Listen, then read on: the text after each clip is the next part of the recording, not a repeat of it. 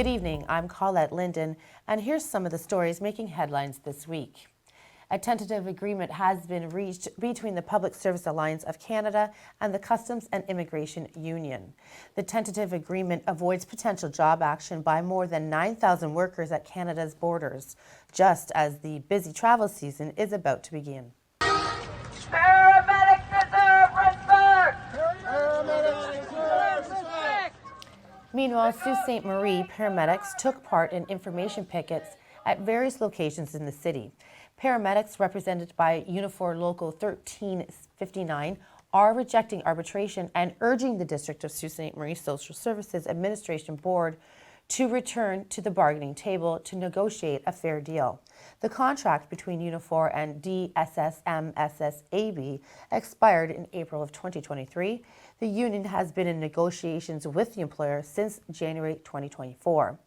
The union claims that the district has consistently failed to address the work-wage concerns and has instead walked away from direct negotiations while continuing to push up arbitration. Unifor Local 1359 represents 89 paramedics in Sault Ste. Marie. I've been a paramedic for 32 years, and now I'm the Vice President of Unifor Local 1359, representing the paramedics as one of my bargaining units, and we have always been non-essential. The government, I am not sure why or how they see us as non-essential. I don't know what it's going to take to change that, but hopefully this is the first step. Paramedics are frustrated. There's a huge wage gap with the essential services where police, fire, and absolutely they do deserve the wage they're getting. They work hard and they are emergency services that are needed in the community, but paramedics respond to all police and fire calls as well. We are put in the line of duty that is unsafe and very mentally stressful and physically stressful, and we need to be respected for the job we do. It's been another successful summer for the resident peregrine falcons at the Sault Ste. Marie International Bridge, with the pair of nesting falcons recently raising 3 chicks this year. It's not currently known if the same pair that has nested on the bridge between the U.S. and Canada for years, the chicks, a male and 2 female, color-coded bands attached to the legs of young birds allow scientists to track the movements, reproductive behavior, and population growth of the falcons. The MDNR has assistance this year from Sault College environmental technologist Brittany White and recent grad Glo O'Brien. In addition to their leg bands, the peregrine chicks received names. International Bridge staff decided to call the female birds Janet and Barb and the male bird Chum. The Michipicoten, a Canadian freighter that took on water Saturday after it hit something underwater in Lake Superior, is safely anchored in Thunder Bay, Ontario, according to the U.S. Coast Guard. The cause of the flooding and damage to the bulk carrier are under investigation. 22 people were aboard the freighter, and it was carrying taconite, a low-grade iron ore that is typically melted down into steel. The 689-foot-long bulk carrier was about 35 miles southwest of Isle Royale at about 7 a.m. when the flooding was reported to the U.S. Coast Guard Great Lakes. The Algoma District School Board is facing a funding crunch when it comes to transportation of students. At the board's budget meeting last week, Jennifer Sarlo, chair of the board, said that transportation is a key concern for the board. If the funding model is not changed, it could result in significant impacts on the delivery of transportation for the communities in Algoma District, resulting in more students walking to school. ADSB is facing a transportation shortfall of about $250,000 for the 2024-25 school year. That will likely increase to $750,000 for 25-26. Transition cash from the province will help keep existing services for the 2024-25 school year. The board approved its 2024-2025 budget for just over $207 million. The Kiwanis Club held their free bike rally this weekend that went very well at Bellevue Park. Nasser from the Kiwanis Club stopped by to tell us more about the work Kiwanis does in the community. We are very happy to say that this fall, the last 2 weekends of September and the first weekend of October, our fall pancakes are back. We had to, stop them for a while because of COVID, then we got back, and then we had a water issue, but we're going to still be fine. We're going to have the pancakes back. And that's going to help us because that's a main fundraiser for us. So Good. please follow us on Facebook and you'll get more information on that, the times and dates. And starting this Friday, we also have a 50-50 raffle Oh, that's good. starting. Yes. So it's $5 a ticket. Only 1,000 tickets are going to be sold. And the last day of pancakes is the day that we're going to have the draw. So I'm hoping that, you know, we can sell out of tickets Yeah. for the raffle. I'm hoping that we can max the pancakes out. Yeah. It's going to be great. The heat and humidity of summer will arrive right on time for the start of summer. Environment Canada warns of hot temperatures and humidex values in the 30s. Starting next week for the area, we will have more coming up. But first, let's take a more detailed look at your hot summer weather ahead.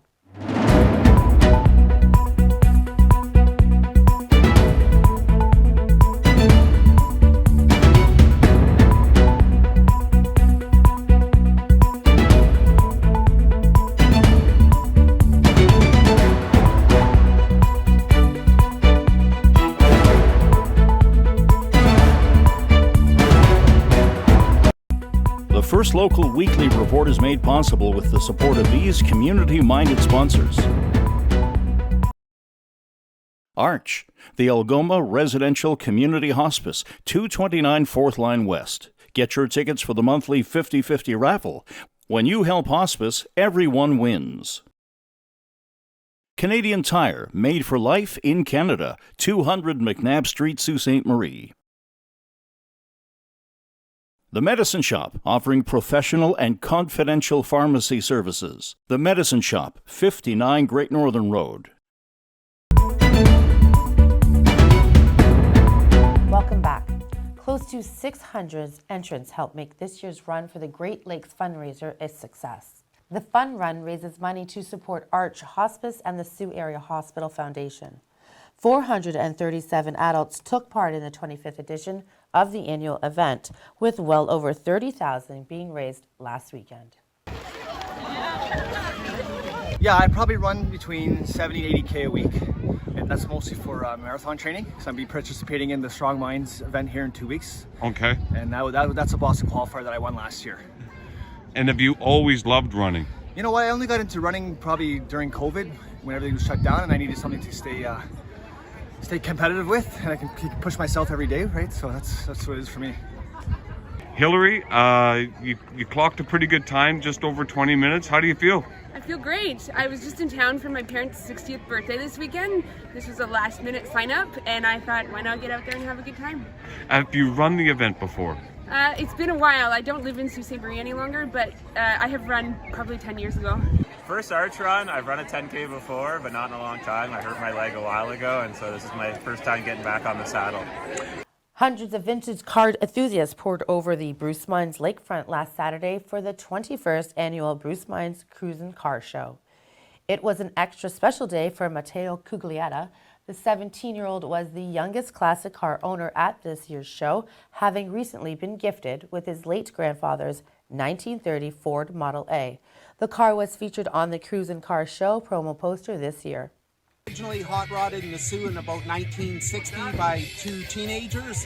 They're both still up in the Sioux, Martin Oya and Rob Campbell. And the motor was built at the old Tech High School. And yeah, this is how it was built in 1960. And here it is in 2024. How long has it been with you? I've had it since 2014. So yeah, I'll be coming up on 10 years in July. And is it going to be with you for another 10? Yeah, it's not going anywhere. Yeah, the monies that we make, which, like I said, usually breaks out just a little bit more than even, actually. It just sort of goes back into our car show account so that we can fund it again.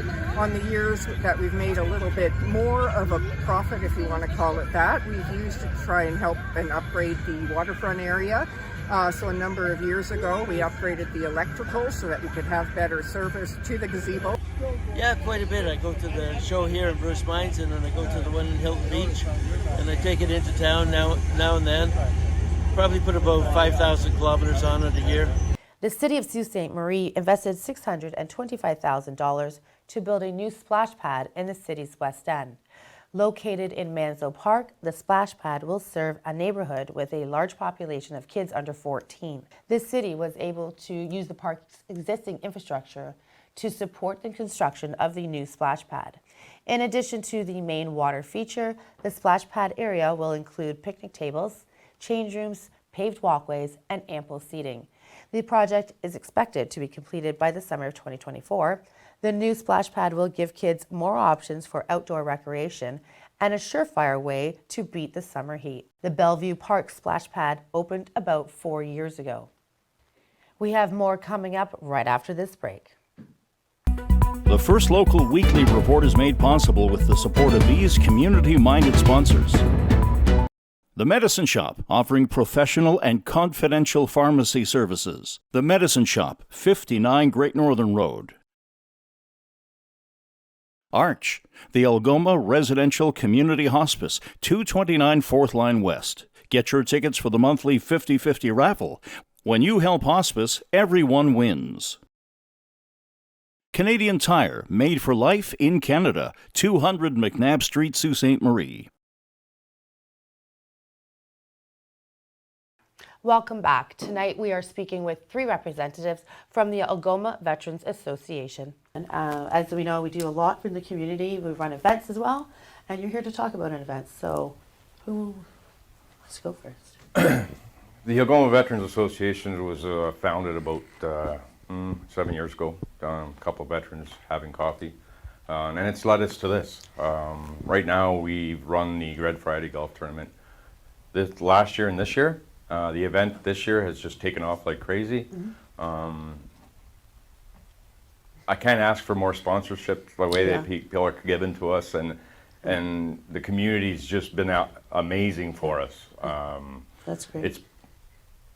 The committee we have this year has been spectacular. Awesome. How many people are in your committee? 10. 10. Are they all vets, or are there any civilians? We have vets wives, civilian. Oh, that's important. Yeah. And we mixed it up this year, and it's worked out tremendously. Okay. And this annual golf tournament is how many years? 14?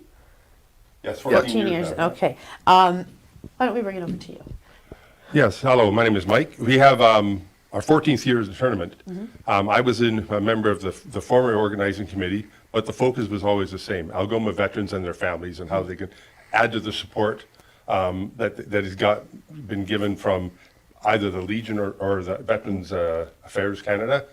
There's a lot of things that fall through the cracks and stuff we do on a very personal basis to help veterans and their families get through a struggling period. Things like that are outside the scope of a bureaucracy. We can step in and do things that aren't necessarily able to be done by the larger groups. Okay. We can help that little guy that's really good, or girl that gets stuck. And that's one-on-one and very personal, and you're going through those things, and to speak with those who have also gone the same. What word am I going to use here? The same experience. Yeah. We all share. Veterans share an experience at different levels. Depends on their experience, of course, and their jobs. Okay, that's great. So it involves the whole Algoma region. Is it Sault Ste. Marie based? It is Sioux based. Okay, all right. Now we're going to go over to our civilian person on the board and tell us about the civilian side, because I'm interested in that. Yeah, absolutely. So my name is Robert Carroll, and I'm actually the Chief Executive Officer for Due North Cannabis here in Sault Ste. Marie, as well as the Marketing Director for New North Greenhouses, which is a lead sponsor for the Red Friday Golf Tournament. So being the only civilian on the board, I do feel that I bring a very unique perspective to the board this year. But, you know, as a civilian, getting more involved with this organization, I've also really had my eyes open to the unique challenges that veterans, military personnel, and their families face.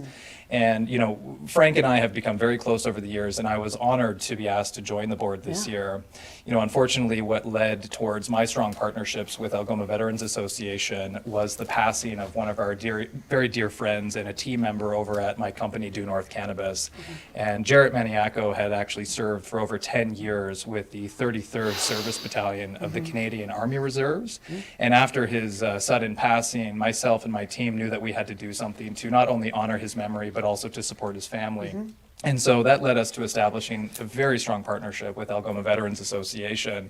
And like I said, I was very honored to be asked to join the board this year. But over at Due North Cannabis, we actively raise donations and raise awareness for Algoma veterans and those unique challenges. And we also are lead sponsor with our garden center, New North Greenhouses. So we sponsored the tournament last year, and we'll be sponsoring the tournament again this year. Awesome. Let's talk a little bit about this tournament. What is the date, time, how many golfers? Actually, I already know these answers, but I want Robert, who wants to go? Okay, this tournament was, it will be, sorry about that. The tournament is on July 19th. Okay. And it's open to 144 golfers max. We're actually closing on 100 golfers now, so get your, if you want to golf, certainly get your names into Crimson Ridge. Okay. There's a link on the Crimson Ridge course to the Red Friday Golf Fun Day, and they can enter there at any time. And online, and if you can't get that, you can contact Algoma Veterans Association through Frank, and your phone number is Frank? 705-975-4682. Frank will be there to pick up your calls so that you can register. We need how many? 44 golfers? 44 to 50. 44 to 50 golfers. Come on, guys, get together and let's support an awesome cause, a very important cause. And thank you again for each of the roles you play on such a tremendous association. That's it for tonight. Don't forget to log on to First Local News for the latest and breaking news 7 days a week. I'm Colette Linden. For everyone here at First Local, have a great week.